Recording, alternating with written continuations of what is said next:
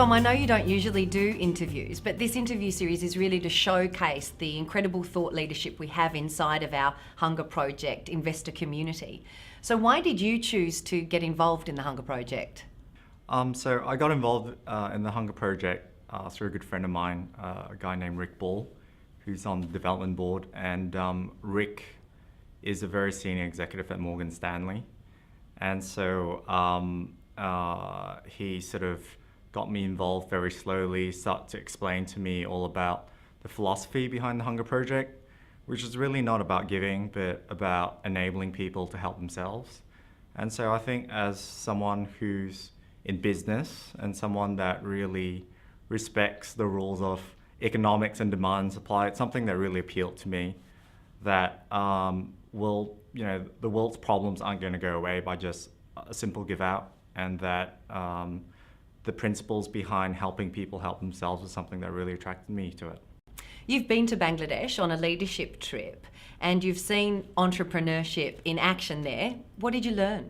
Whilst we may be a lot more sophisticated here in the types of businesses we build and the way in which we build those businesses, the fundamental things still hold true in Bangladesh. So we went to an ice cream factory. It was a very, very simple setup. It's just a warehouse, and the guy took cream and milk and he sort of froze it onto a stick. And basically, that was his business, and he was a success case. You met him, he was full of energy, he was extremely welcoming. And so, one of the things that hold true in business and entrepreneurism is that wherever you go in the world, at the end of the day, drive, and if you have the drive and you have the will, you can succeed, whether in Bangladesh or whether in Australia or whether in the United States or United Kingdom. So that was one thing that was very interesting for me. So I guess that's something that's been important for you, this drive and passion for what it is that you do. Tell us about your business background and what you think it takes to be successful in business. So basically I'm an investor in IT businesses in Australia. Basically invest in concepts of small businesses, try and build them up and create value. So in terms of success and my personal values and beliefs in business, I think there's really three key things. One is passion, second is perseverance, and the third is relationships. You have to be very passionate about whatever you do, because if you're passionate about it, it doesn't feel like work, and if it's not work, then you'll do really well in it. Secondly, perseverance. Success isn't easy, because if it was, everyone would be successful. And the fundamental difference between those who are successful and aren't successful is the perseverance. And I think that's what you find in generally in entrepreneurs, that they are just willing to keep on going until the tide turns. And when the tide does turn and they catch the next wave, they're on it. So that's fundamentally the difference. And the last thing is really relationships, that I really value relationships with my friends, with my colleagues, with the people I do work with. And a relationship is free, and you can work at it and it costs you nothing. And generally, in what I found is that if you maintain integrity and a good relationship with someone, eventually, you've got no downside, except that person may be a good reference point or someone that may be willing to help, if for nothing at all, a good friend long term. Wow, that's incredibly inspiring, and I think something that we can all take and apply in what it is that we do. Interestingly, you're involved in the IT and e-commerce sector, which I expect means that you spend a lot of time with Gen Y. Yeah. Do you think philanthropy is important to Gen Y? Yeah, I think it is really important, actually, that in terms of, Generation Y and their mindset, monetary things aren't that important anymore. I think, even from my parents' generation, where you've got a very fixed path in life.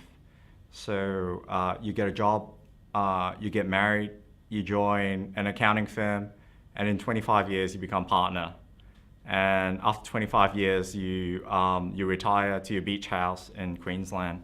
So those kind of conceptions about life and how you totally have changed in my generation and completely have changed in Generation Y.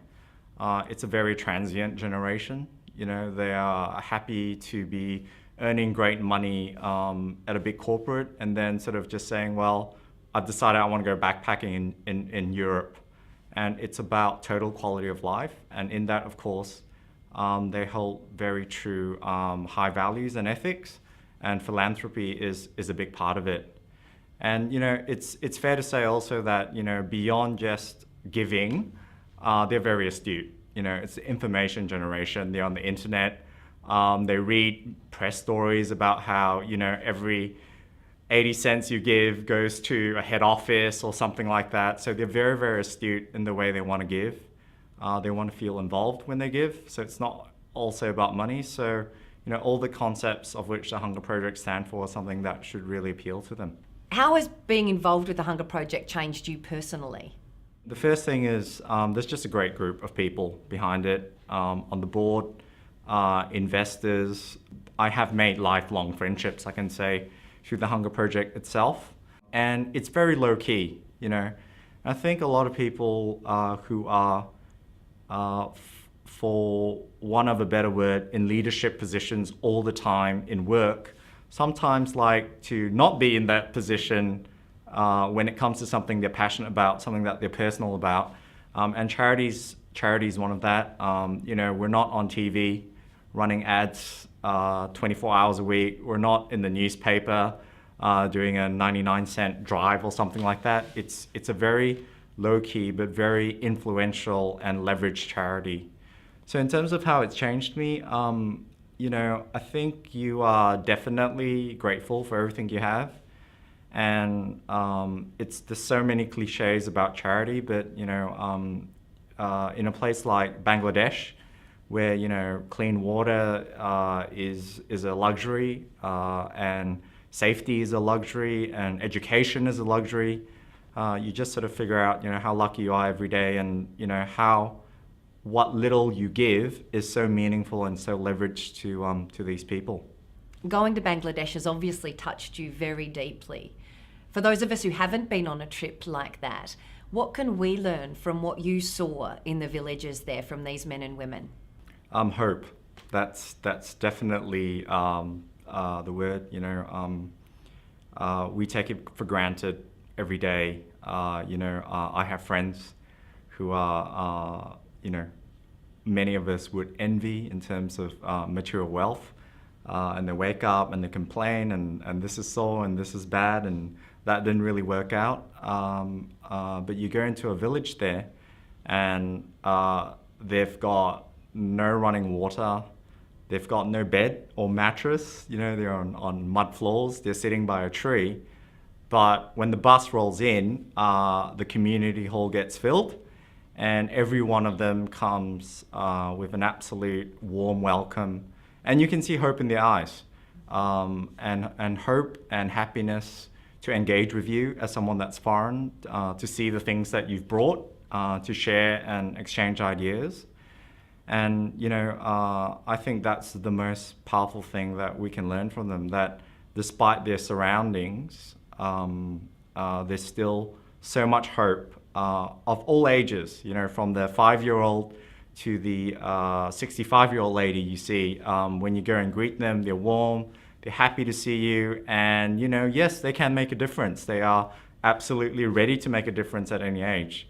And, you know, I'm sure we all know people that, you know, live in big houses and have great jobs that are always whining about how bad things are and how they wish they had done that day, and if only they hadn't done that other thing that day, you know. So, you know, often in life, if you have a positive attitude, no matter what your surroundings are, you can progress, and that's the biggest thing that you see when you enter those villages.